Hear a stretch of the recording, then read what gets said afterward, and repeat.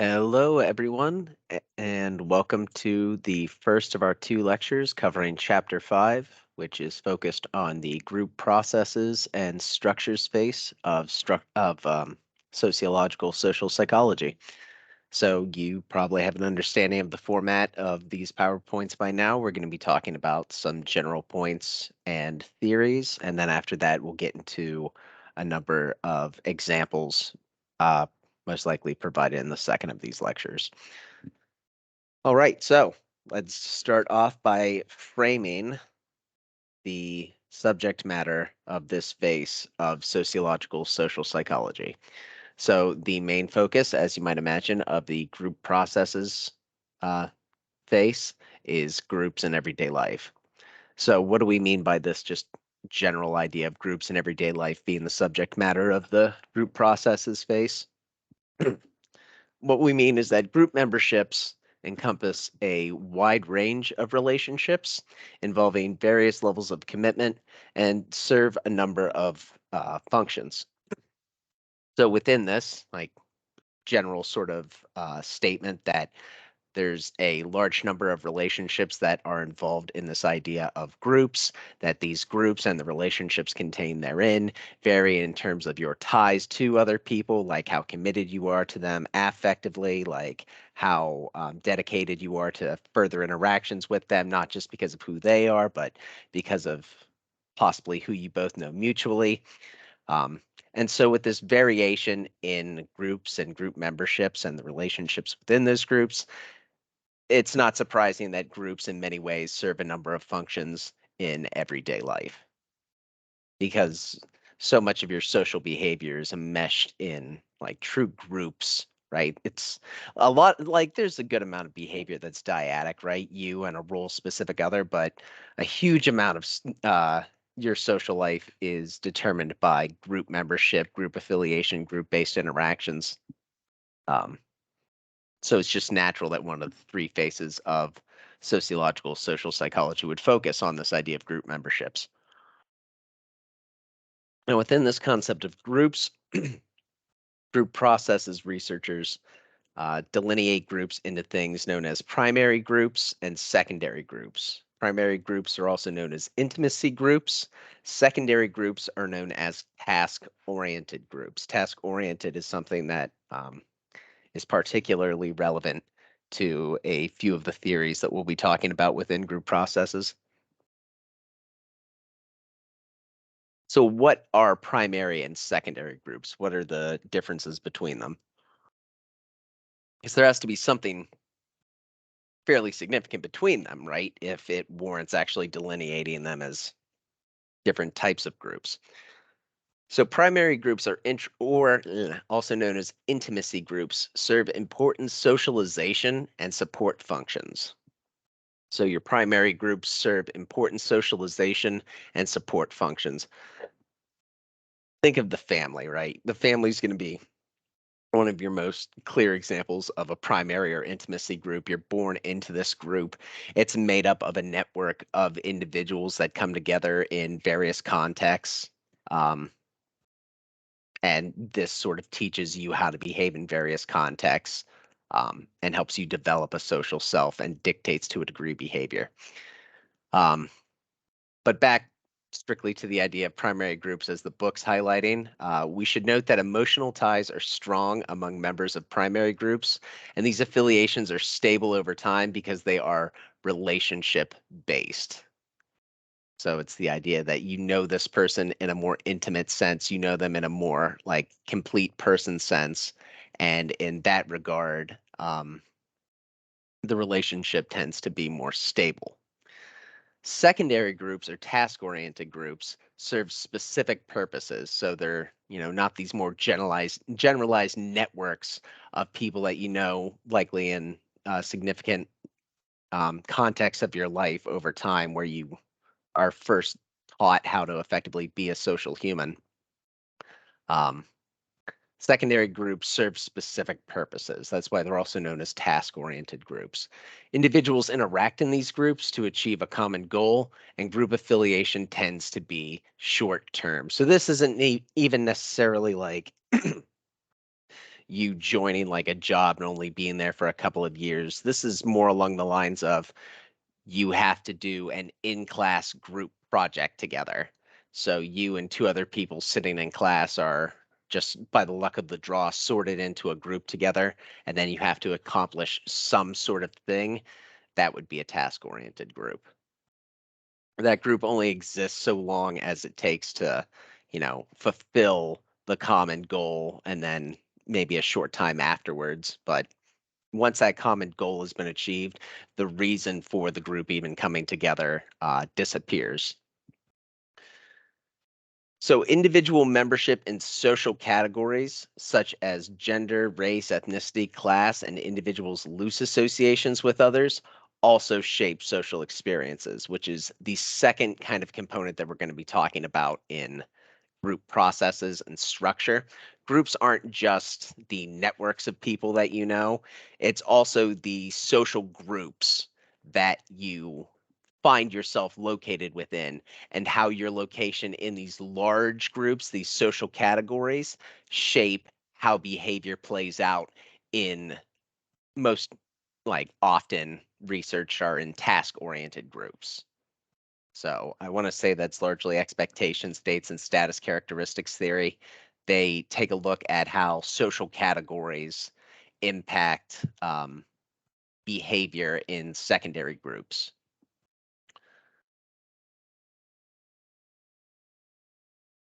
So moving on, let's go ahead and talk about the research frameworks within the group processes and structures phase.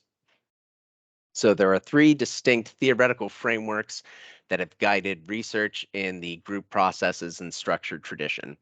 We have expectation states theory, which has as a component of it, like its possibly most well-researched component being status characteristics theory. So within expectation states, we have a specific theory known as status characteristics theory. The second of the three distinct frameworks the book is introducing is something known as social exchange theory. That's more talking about like the properties of a network that you're in. And then social identity theory, which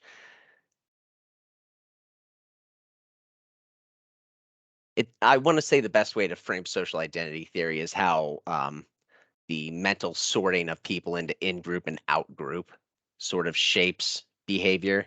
So the main group studied in social identity theory research would be, are you a member of the in-group or the out-group? So the book wants to highlight, before we go any further, that each of these frameworks reflects a set of themes common to the group processes phase of social psychology. So even though they're all distinct theories, they're, they're distinct theories that are all nested within the same general framework that is group processes and structure. So what are the themes within this framework of group processes and structure that shapes expectation states, social exchange, and social identity theory? One is an emphasis on how small group dynamics reflect broader societal patterns, such as social inequality based on gender, race, ethnicity, or class. There's an emphasis on how social inequality at the macro level is reproduced in small group encounters, and the use of controlled laboratory experiments to collect the data needed to address these questions. That's where some of like the biggest like or the most powerful elements of these theories come into play, is that they're all largely done through laboratory experiments. So they're really, really good at identifying the mechanisms that are going on within various small groups and sometimes somewhat larger groups um, in a way that determines generalizable patterns of behavior. So rather than getting a better understanding of like these large trends within society, it works really hard to control what's going on with these two groups under study, so as to ensure that if there is a difference between them on some sort of outcome, we have a good sense of what is causing that difference in outcome, which is often things like um, conformity or how you view someone else in the group, or we'll get into it whenever we talk about specific instances of research. But a lot of the work done within these three traditions are laboratory based. I don't think I'm going to expand on the other points here because they're going to be coming up repeatedly in each one of these theories that we cover over the next couple of slides. So I'll just reiterate, though, that all three of these theoretical camps have an emphasis on how small group dynamics are reflective of larger patterns. So if there's inequality based on gender in the larger society, that's probably going to be reflected in the small group dynamics. And they also tend to emphasize how existing macro level inequalities are actually impingent upon how small group encounters tend to play out. That's most common in that's going to be the clearest whenever we talk about expectation states theory and status characteristics theory, the idea that existing macro level inequalities, say between groups such as men and women, have the effect of causing an inequality to exist in the micro situational context. So we'll get into specific examples now that we're getting into the actual slides on the theories. Come on, continue on.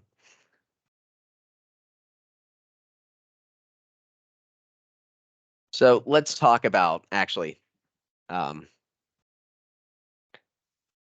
forgot that we need to talk about first the idea of groups versus social networks, because that actually is an important thing to keep in mind when we're talking about these three frameworks or these three theories, because they do kind of place emphasis in a different way on groups or social networks. So let's get that established right now. What are groups in comparison to social networks within the idea of group processes and structure? So much of GPS research focuses on small groups that are task oriented, like I said, secondary groups. Small groups, right? So it says much of GPS research focuses on small groups that are task oriented. So what meets the definition of a small group? Small groups are characterized by three characteristics. I've never been able to say this word, but I'm going to give it one shot, and then I'm going to start calling it physical proximity. Okay? Propinquity, also known as physical proximity, basically physical closeness, perceived similarity, and common outcomes among members. So it is a small group if the members are actually around each other. We don't consider it to be a small group if you're spread out over the entire campus. To be a small group, you actually have to be physically somewhat close. You have to be perceived as being part of a group, and you have to have some sort of common outcome that you will all share in, which ties you together as a group. So that is what small groups are in GPS research. If you don't have physical proximity, if you don't have perceived similarity within the group, and group members aren't tied to some degree of common outcome based upon their membership in that group, it's not considered a small group. It's considered something else. So small groups include dyads and triads, the smallest type of group that you can have, right? The smallest kind of group you can have is a group of two, like symbolic interactionism, right? Like you'd say, well, the smallest group you can have is a group of one because you can have conversations with yourself taking different social positions, but that's not what we're talking about whenever we're talking about group processes and structure within social psychology. We're talking about actual separate minds. So small groups can include two-person groups known as dyads and three-person groups known as triads, which yield some very interesting sort of outcomes whenever it comes to meaning exchange, but also like the exercising of power and decision making. But small groups can include more complex structures just so long as they meet the three criteria. right? You don't have to be limited to 3 people to be considered a small group.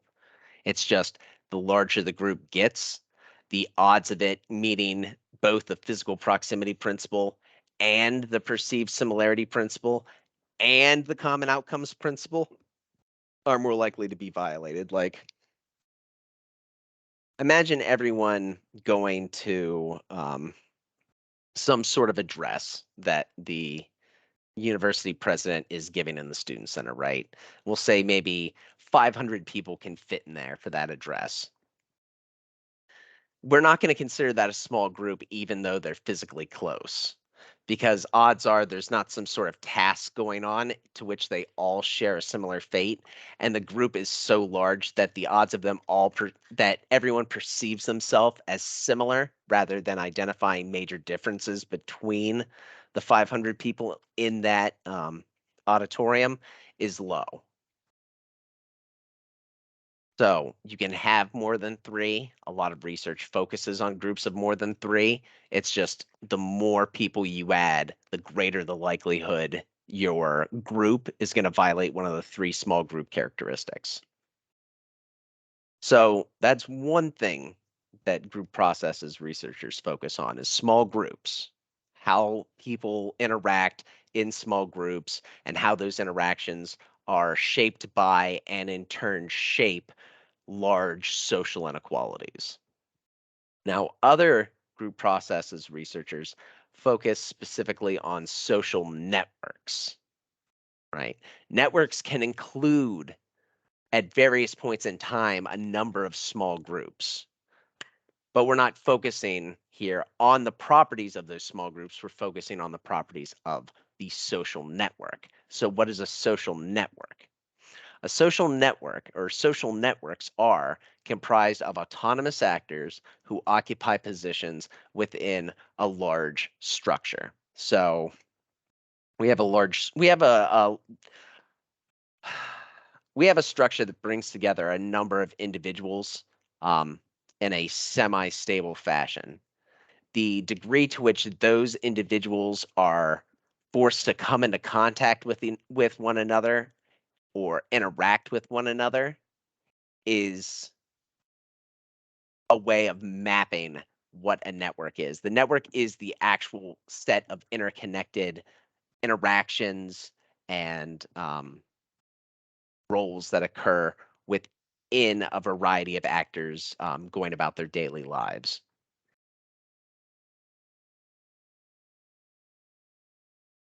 I'm trying to think of a better example for that without like actually getting into any one of the theories too deeply.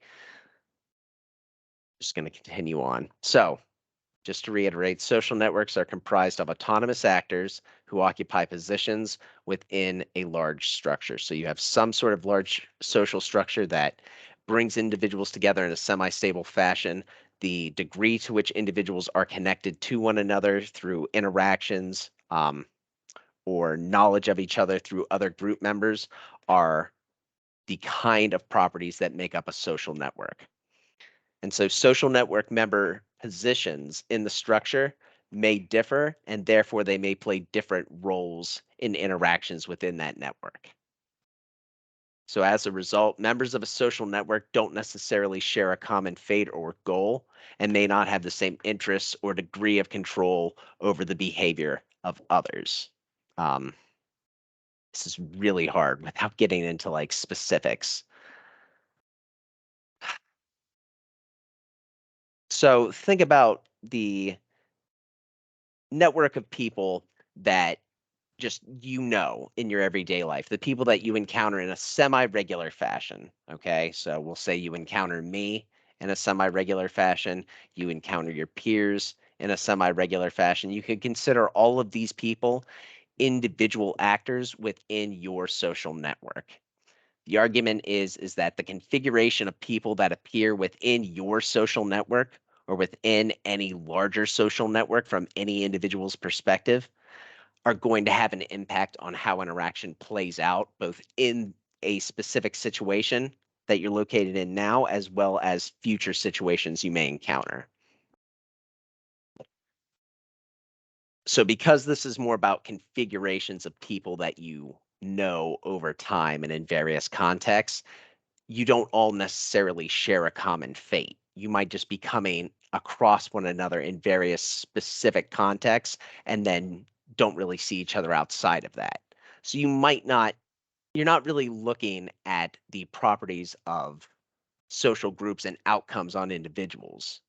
You're more looking at the properties of the configuration of actors that an individual is surrounded at over time and in various situations. That's the best I can do without getting into specifics. So let's finally get into the specifics. Let's talk about expectation states theory, which is focusing on this first idea of small groups and how larger social structures impact how small group behavior sort of plays out. So expectation states theory focuses on the development and maintenance of inequality within small task-oriented groups. So a key assumption here is that within small task-oriented groups, status structures emerge in accordance with the anticipated contributions of group members. So the argument goes that whenever you go into an interaction, especially an interaction in a secondary group and a task-oriented group, a group that has shared, likely has a shared common fate and is brought together over a specific sort of goal that is to be achieved. Whenever you enter into that small group, you have split seconds to go ahead and evaluate the members of your group. One way that humans take a shortcut in doing this to render snap-second judgments in terms of how the group is to proceed is through the use of status structures, right? This is something that um, we isolate down using laboratory experiments to identify that independent of all the other things that you might be thinking are actually causing this inequality to reproduce in small task-oriented groups, we are able to control for that, and we still find that just differences in status themselves relative to larger systems of social inequality have impacts on the behavior of individuals in task-oriented groups. So what are these status structures that are found to controlling for everything else still have an impact on the behavior of group members in task-oriented groups? Status structures are subjective rankings of group members based on their perceived likelihood of moving the group towards the successful completion of the group's goal. So there's a status that emerges in a group once the group comes together and is continually negotiated, for lack of a better word, throughout the existence of the group. These status structures are, are based upon how members in the group perceive each other in terms of how each member is evaluated in their ability to further the group to its end. So if we're in a group of 5, and for various reasons, I am perceived as the most competent member of the group, I'm at the top of the status structure. And because of that, the group will behave in certain ways relative to what I'm saying or what I'm wanting to do. So your status structure is to a degree a power structure within a task-oriented group, because if you're perceived as being the person most able to help the group achieve a desirable ends, you will likely have the most power to affect the group's behavior in regards to trying to achieve those ends. People are just going to believe that you have the um, best way to contribute towards achieving those ends. So then the question becomes, why did if I was at the top of the status structure of a task-oriented group, so we don't really know each other before coming into this group, me and the 4 other people in my group. So what is it in like the first minute, the first 30 seconds of that group coming together, what causes me to be at the top of this emerging status structure? Well, part of it is performance expectations. So status structures develop as a function of each member of the group's performance expectation, the ability to further the goal of the group for themselves and for others. Now, here's where larger social structures come in, is that these performance expectations are shaped by existing uh, systems of inequality within the larger society that these group members are nested within and have been socialized within.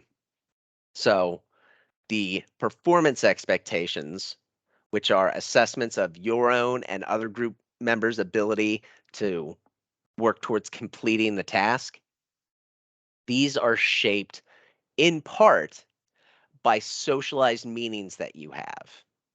And that specific focus is what status characteristics theory focuses on, which will be talked about here in a couple of slides.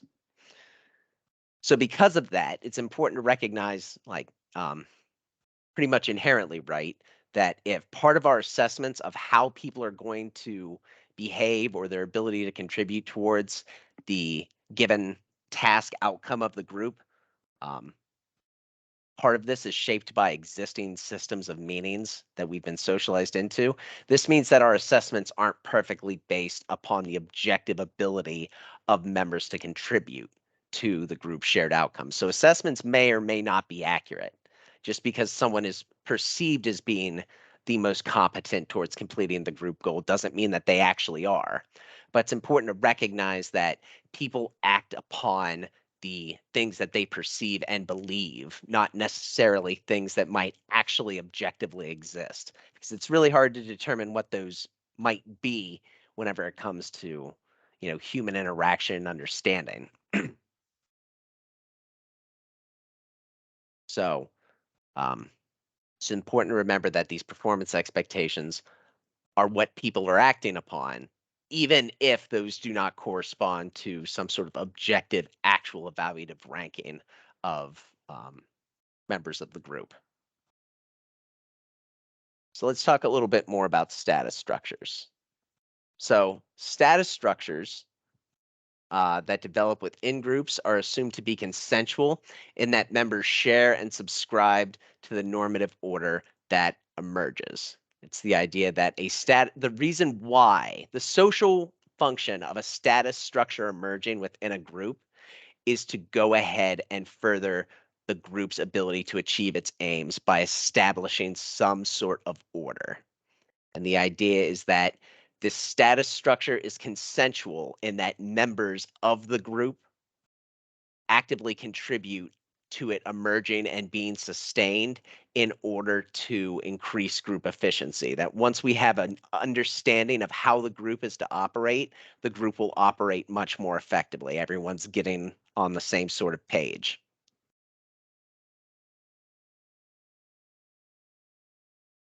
There's ways of arguing that various sort of point, but it is fair to say that all members within a status structure contribute to that status structure based upon their initial expectations for contribution and then their continual update and acting upon the updated expectations for behavior.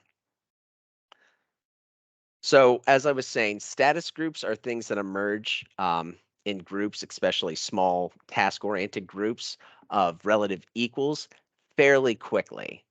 So, relative equals, right? Like it's just randoms getting thrown together. It's not, your professor has come in to this group of four other students. Like you're already not recognizing me as having the same degree of power in this group as the other four of you. And so, that's not relative equals. But if I threw together 5 random students in a task-oriented group of come up with a 5-minute presentation on this before the end of the lesson, that's the kind of place where a status structure in that group is going to emerge pretty quickly because the argument goes that in order for groups to actually function efficiently, we have to go ahead and have these psychological processes that cause us to develop these status orders so that we can actually get something done.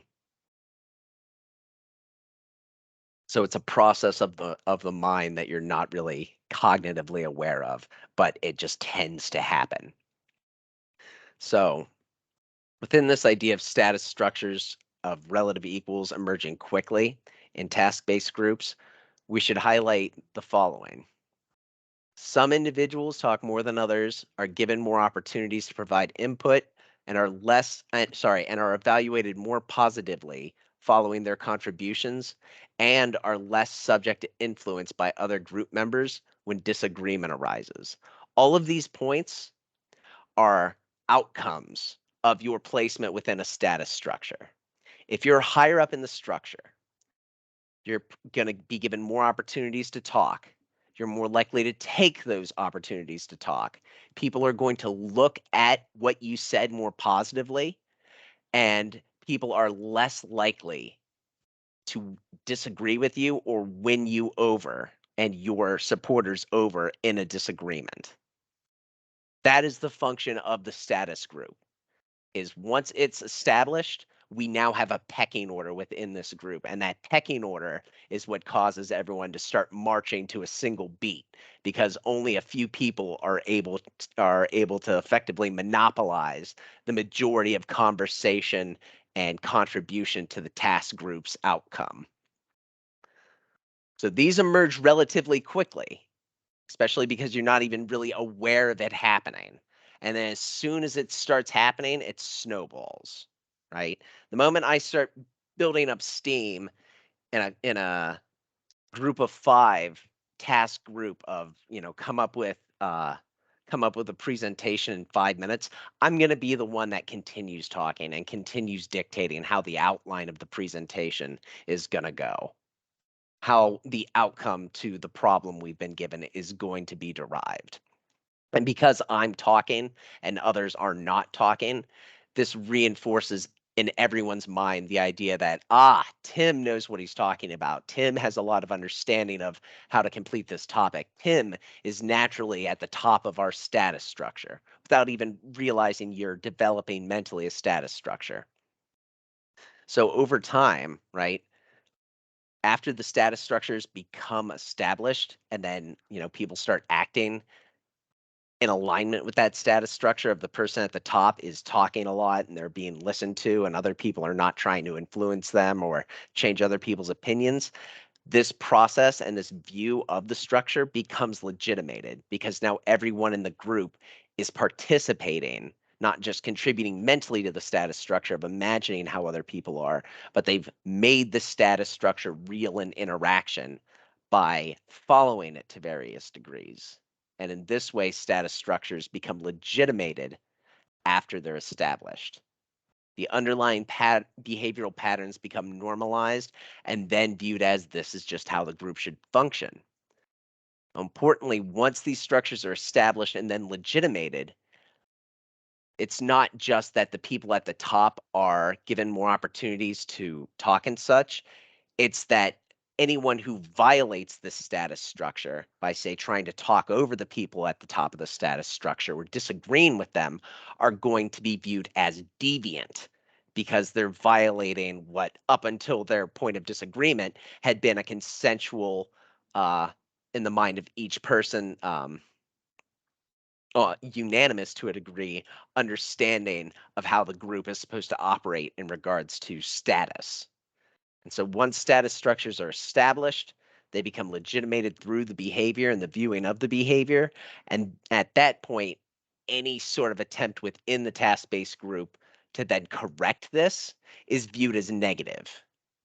And so in this way, status structures tend to reproduce themselves in that whoever is viewed as at the top of the status structure within the first 30 seconds of the group, all else being equal, is going to be the person who stays at the top of that group, right? Because they're given more opportunities to reinforce the idea that they do in fact belong there. Even though if we were able to control and manipulate the initial formulation of the status structure, we may find that many individuals who are not given place of primacy at the top of the status structure are actually more competent in the group-based behavior than the people who would initially be ranked at the top of the status structure. So this results in what's known as a self-fulfilling prophecy. So status structures as self-fulfilling prophecies. A self-fulfilling prophecy exists when an initial assessment, regardless of whether or not it's true, generates subsequent perceptions and actions that result within its confirmation. So it's the idea that because of how you viewed something initially, you are going to act in a way that makes that initial viewing reflect reality. So if you viewed status hierarchy as a certain way at the first meeting of a task-oriented group, because you viewed it that way, you're going to behave in certain ways. And because you behaved in certain ways, you caused your perception of the status structure to actually emerge in terms of behavioral outcomes. Your perception of something caused you to behave in a way that caused that just perceived possibility to play out in actuality. So within task groups, status begets status through increased opportunities for interaction, and then also from positive evaluations accorded to high status group members. This gives them the opportunity to engage in the group, to demonstrate their competency, and because they're more likely to be viewed positively for their actions, it reaffirms their position with the group as someone who is very competent at the task that the group needs done. Now, because more opportunities are given to these high status members, people who are not high status, people who are low status members within a group are given fewer opportunities to contribute to the group and receive less positive evaluations for their input, irrespective of its content or merit, right? Even if we were to find a way to objectively evaluate their contribution and find them to be more correct than the people who are accorded high status in the group, they're still going to be given fewer opportunities to contribute in the group, and they're still going to receive less positive evaluations because of the mental processes that go on, which cause most members of a group, unless they're like critically reflecting on how they might just be knee-jerk reacting like this, um, the processes within the mind will cause them to just view this low status member's contribution as less valuable,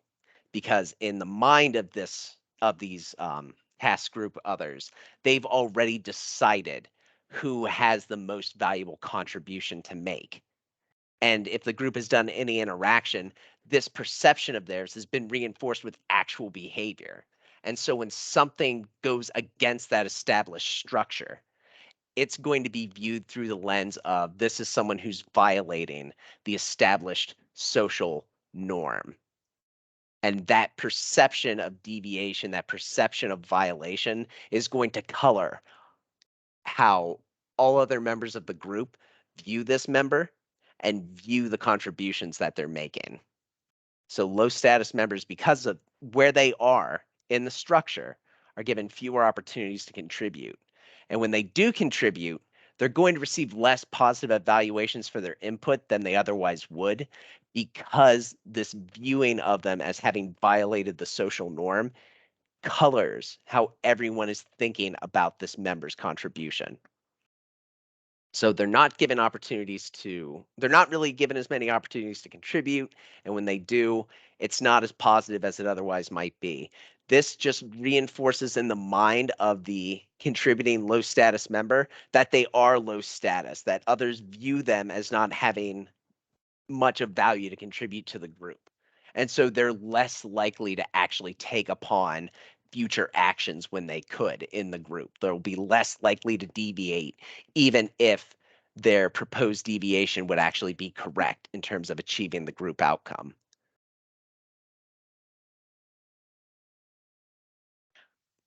I suppose a really good like simplified task group would be I put 5 students together and then I dump out a 500-piece puzzle, and then I say, whoever has the most complete puzzle by the end wins. And I refuse to give any more clarification than that.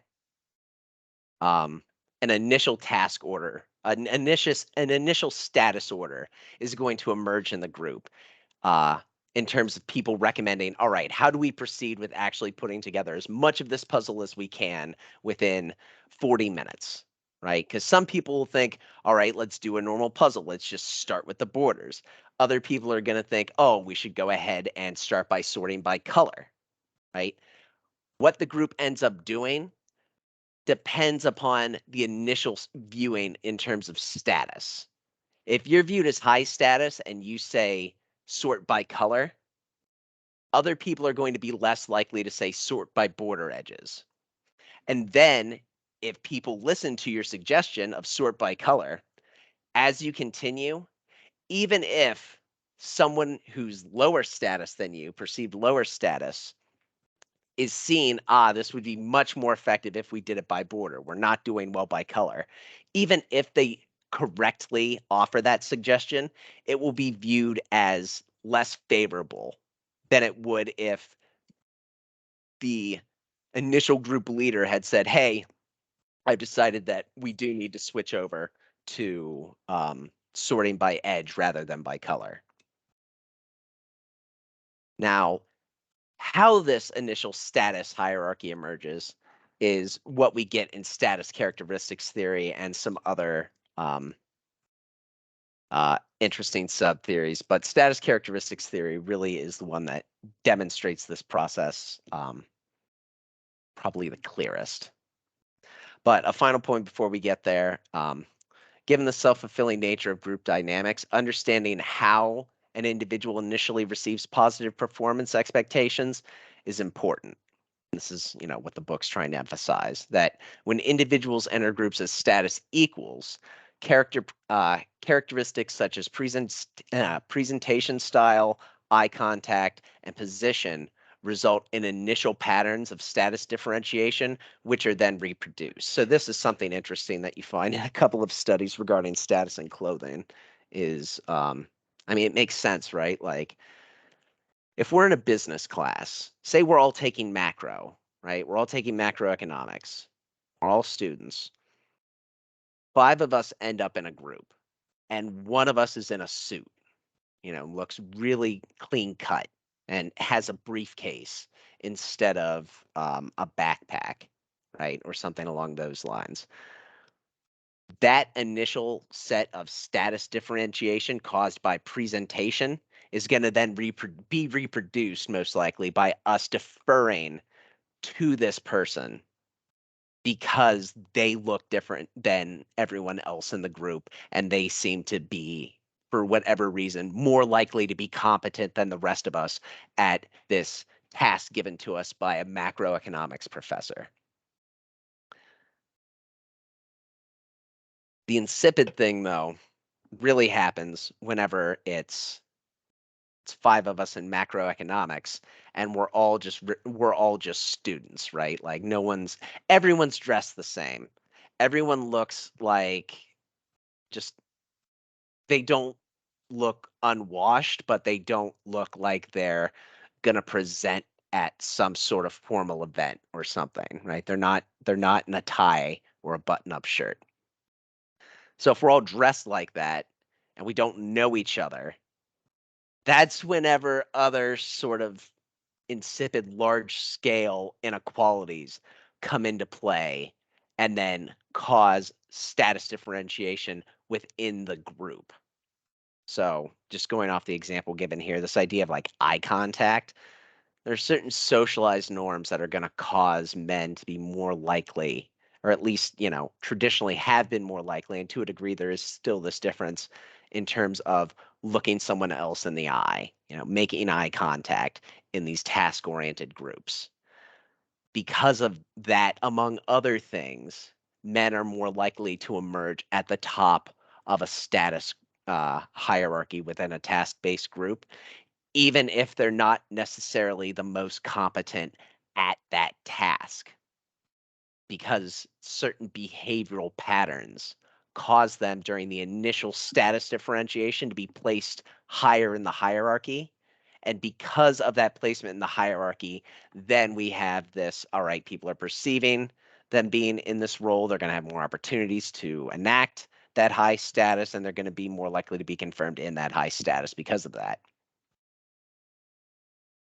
So let's get into what I've been hinting at all this time. If you can't tell, I really like status characteristics theory. It's very interesting in terms of the myriad of ways you can test it in a social science laboratory. And it's really interesting how well it establishes a series of premises and principles that you can then explore with new and emerging status characteristics. I find it to be a very alive sort of theory. That's not to say that other theories like don't have a lot of active work being done in them, because they do, but I don't know. I've always just found status characteristics theory particularly fascinating. So without further ado, what is status characteristics theory? Status characteristics theory is a sub-theory within the expectation states tradition, which explains how status characteristics influence the creation and maintenance of status structures within small task-oriented groups. If you're in the sociology or criminology department and you have Susan Fisk or Carla Gore in as the instructor in one of your classes, like they're good at this stuff. They're good at status characteristics theory. So you should take an opportunity to take a class with them if they're offering any sort of social psychology course connected to this in any way, because they were very well trained and they do good research. So again, what is status characteristics theory? It's a theory within expectation states. So all the premises of status characteristics theory have to align within the larger premises of expectation states, which is people have expectations for how confident people will be in groups. These expectations form a status hierarchy. This status hierarchy is then in part used to shape how behavior actually occurs. So this is nested within that, and it explains how status characteristics influence the creation and maintenance of that status structure. So this is saying if expectation states is saying people form expectations for behavior, these expectations make a status structure, these status structures shape behavior in small groups, we want to know what shapes that initial and reproduced status structure. What is causing people to view others in their group as more or less competent or able to contribute to the group?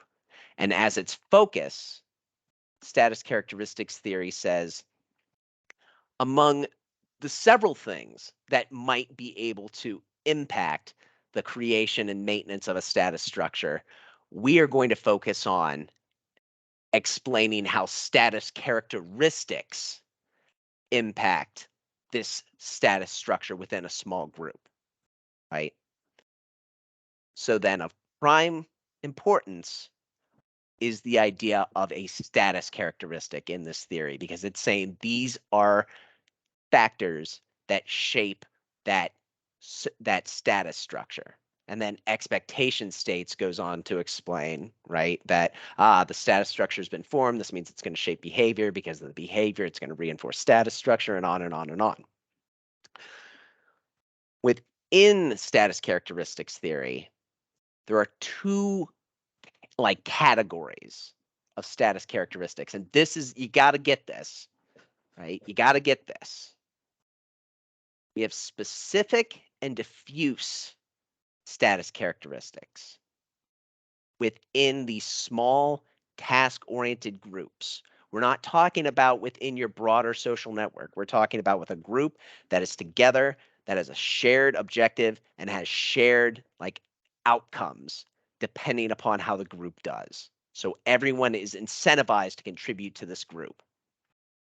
Within these, we have specific status characteristics that refer to attributes or abilities that are only relevant in very specific certain situations.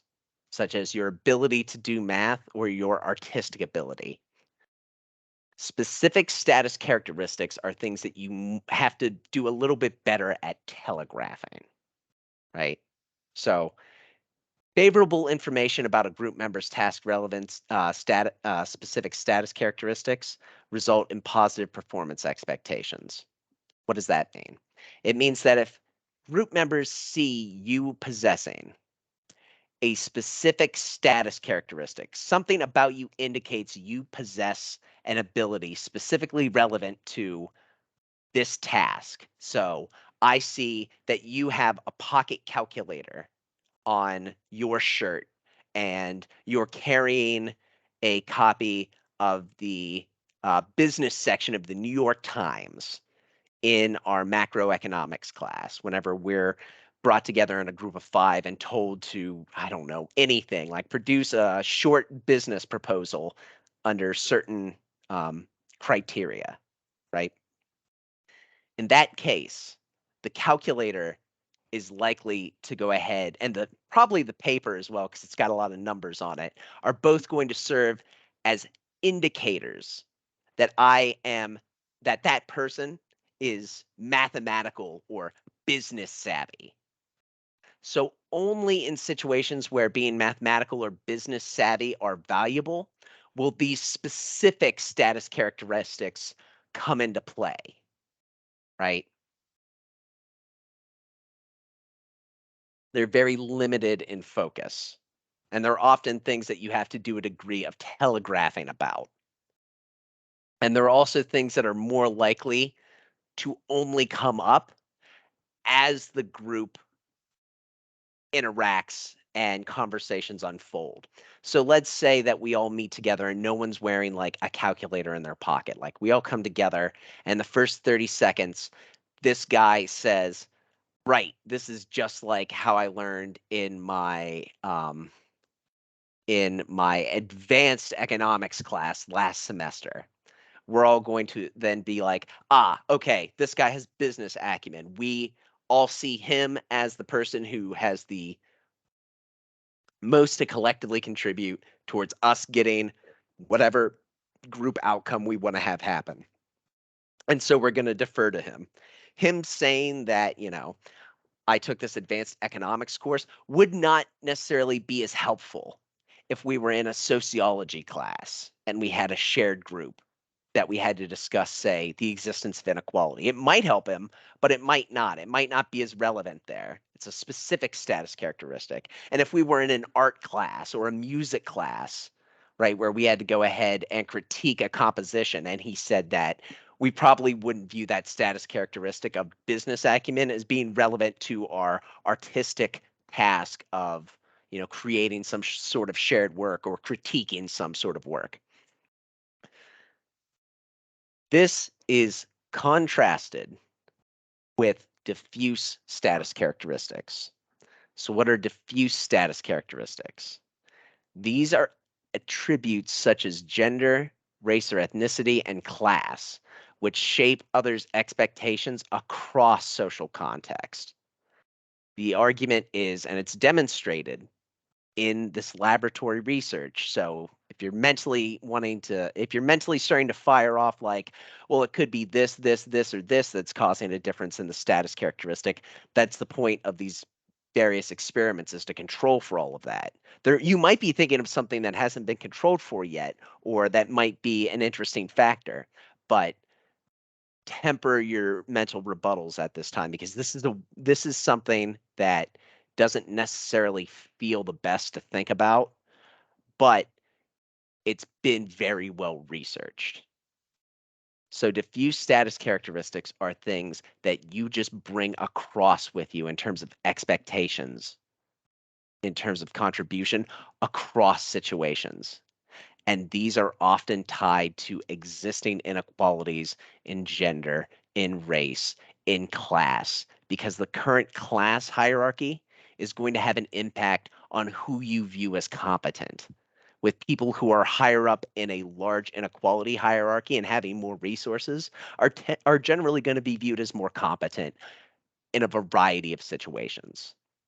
And you have this general understanding of this status hierarchy reinforced to you through your entire life of just being exposed to existing systems of inequality and their outcomes.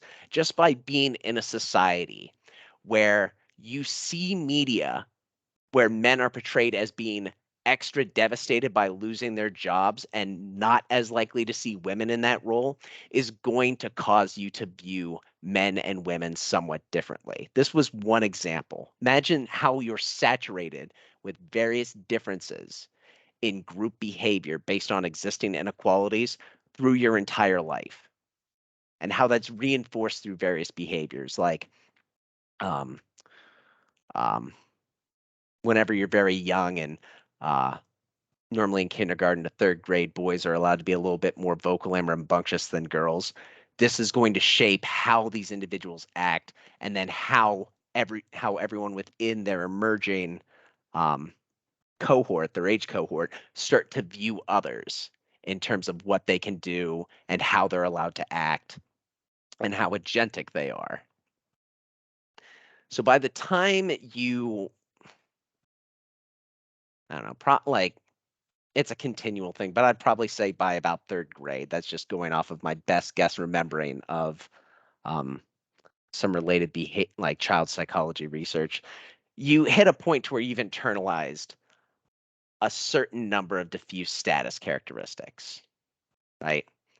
These diffuse status characteristics are tied to broad cultural notions about the level of competence of individuals within certain groups. So there's this general understanding that men are more competent at math.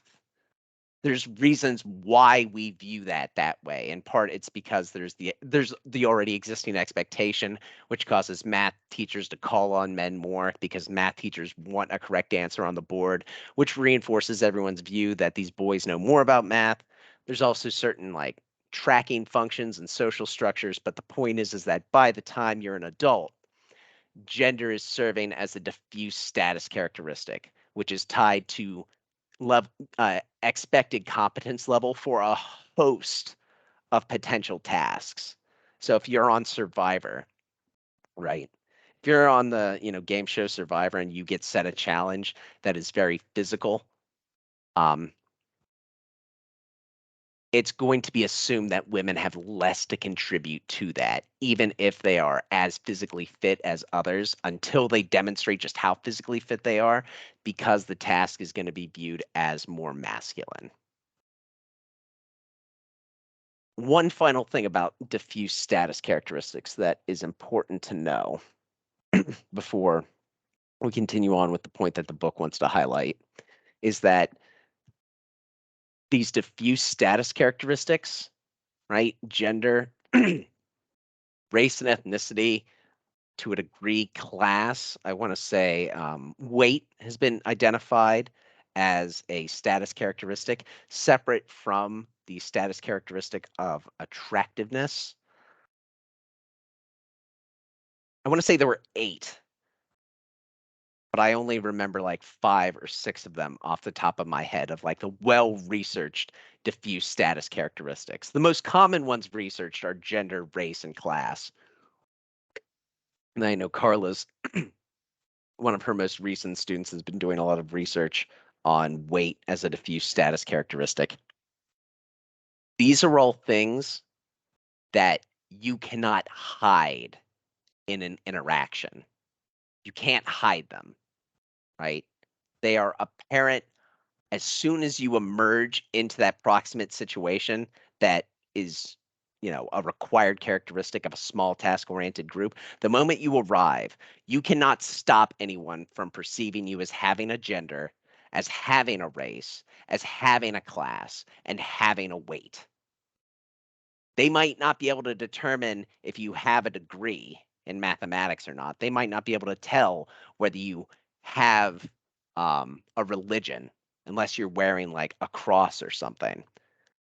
But you cannot stop them from assuming you have a gender, have a race, have a class, have a weight, have a degree of attractiveness about you because they can see you, and these are characteristics that are tied to physical indicators that you can't really hide.